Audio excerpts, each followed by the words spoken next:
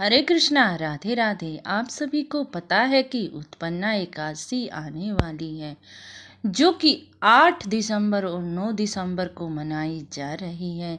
आप जिस भी संप्रदाय के हैं, आप व्रत रख सकते हैं। आपको आज मैं उत्पन्ना एकादशी की कथा सुनाने के लिए जा रही हूँ। चलो जोर से जयकारा लगा देते हैं। जय जय श्री राधे, जय जय श्री राधे। उत्पन्ना एकादशी का महत्व बता देती हूँ। पहले मैं आपको, धर्मराज युधिष्ठिर कहने लगे कि हे भगवान, मैंने कार्तिक शुक्ल एकादशी का सविस्तार वर्णन सुना। आप कृपा करके मुझे माघशीस माह में कृष्ण पक्ष की एकादशी के विषय में बतलाइए। इस एकादशी का क्या नाम है तथा इस व्रत का क्या विधान है, इसकी विधि क्या है, इस व्रत का फल, किस फल की प्राप्ति होती है, कृपा करके सब विधि पूर्वक कहिए। भगवान श्री कृष्ण बोले, माघशीस माह के कृष्ण पक्ष में आने वाली इस एकादशी को उत्पन्ना एकादशी कहा जाता है।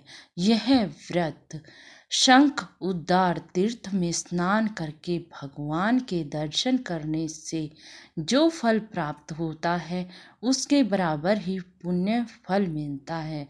व्रत करने वाले भक्त को चोर, पाखंडी, मिथ्याचारी, परस्त्रीगामी, किसी भी प्रकार के पापी से बात नहीं करनी चाहिए। इसका महात्म्य मैं तुमसे कहता हूँ, ध्यान पूर्वक सुनो। उत्पन्ना एकादशी की व्रत कथा। युधिष्ठिर कहने लगे, हे भगवान, आपने हजारों यज्ञों और लाखों गोदान भी किए हैं, लेकिन आप बताते हो कि हजारों यज्ञ और लाखों गोदान एक एकादशी व्रत के बराबर भी नहीं बतलाए, सो यह तिथि सब तिथियों से उत्तम कैसे हुई, यह बतलाइए।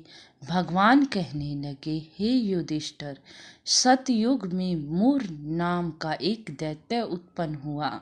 वह बड़ा बलवान और भयानक था। उसके प्रचंड दैत्य ने इंद्र आदि, वसु, वायु, अग्नि आदि सभी देवताओं को पराजित करके भगा दिया। तब इंद्र सहित सभी देवता ने भयभीत होकर भगवान शिव को सारा वृतांत कहा और बोले, हे कैलाशपति, मूर दैत्य से भयभीत होकर सभी देवता मृत्युलोक पर फिर रहे हैं। तब भगवान शिव ने कहा, हे देवताओं, तीनों लोकों के स्वामी, भक्तों के दुखों का नाश करने वाले भगवान विष्णु की शरण में जाओ, वो तुम्हारे दुखों को दूर कर सकते हैं। शिव जी के ऐसे वचन सुनकर सभी देवता क्षीर सागर में पहुँचे।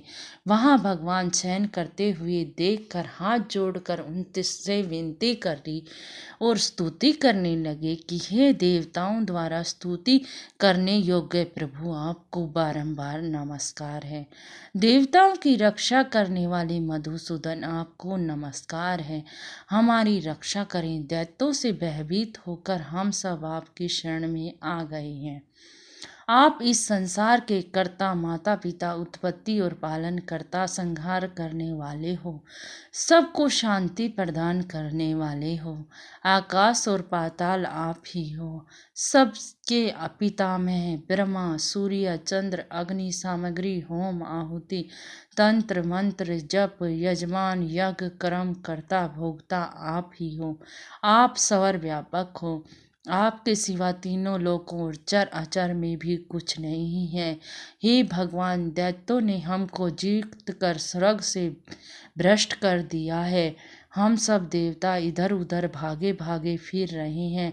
आप उन दैत्यों से हमारी रक्षा कीजिए।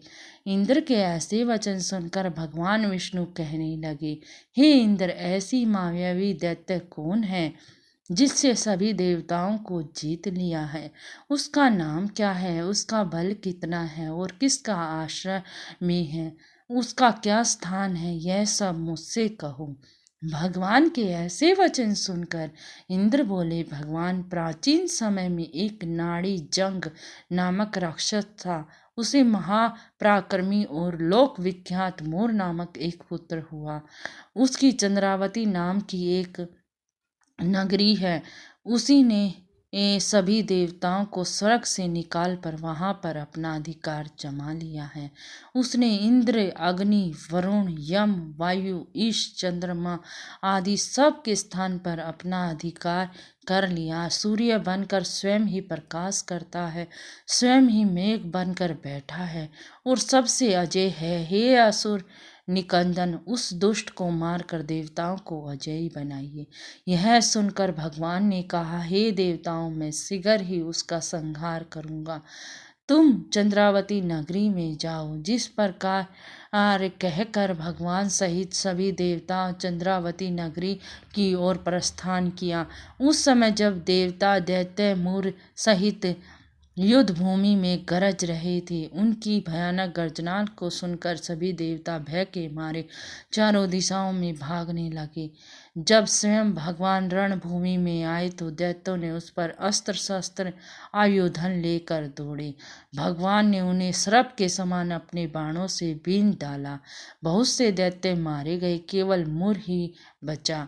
वह अविचल भाव से भगवान के साथ युद्ध करता रहा। भगवान जो जो तीक्ष्ण बाण चलाते उसके लिए वह पुष्प सिद्ध होते। उसका शरीर छिन्न भिन्न हो गया, किंतु लगातार युद्ध करता रहा। दोनों के बीच युद्ध हुआ। 10,000 वर्ष तक उनका युद्ध चलता रहा, किंतु मूर नहीं हारा। थक कर भगवान बद्री का आश्रम चले गए। वहां हेमवती नामक सुंदर गुफा थी। उसमें विश्राम करने के लिए भगवान ने अंदर प्रवेश किया। यह गुफा 12 योजन लंबी थी। उसका एक ही द्वार था। भगवान विष्णु योग निद्रा की गोद में सो गए। मूर पीछे पीछे आ गया और भगवान को सोया देखकर मारन के लिए उद्धत हुआ। भगवान के शरीर से उज्जवल क्रांतिमान रूप वाली देवी प्रकट हुई। देवी ने राक्षस मूर को ललकारा, युद्ध किया और तत्काल मौत के घाट उतार दिया। श्री हरि जब योग निद्रा से उठे तब बातों को जानकर उस देवी से कहा, आपका जन्म एकादशी के दिन हुआ है, अतः आप उत्पन्ना एकादशी के नाम से पूजित होगी।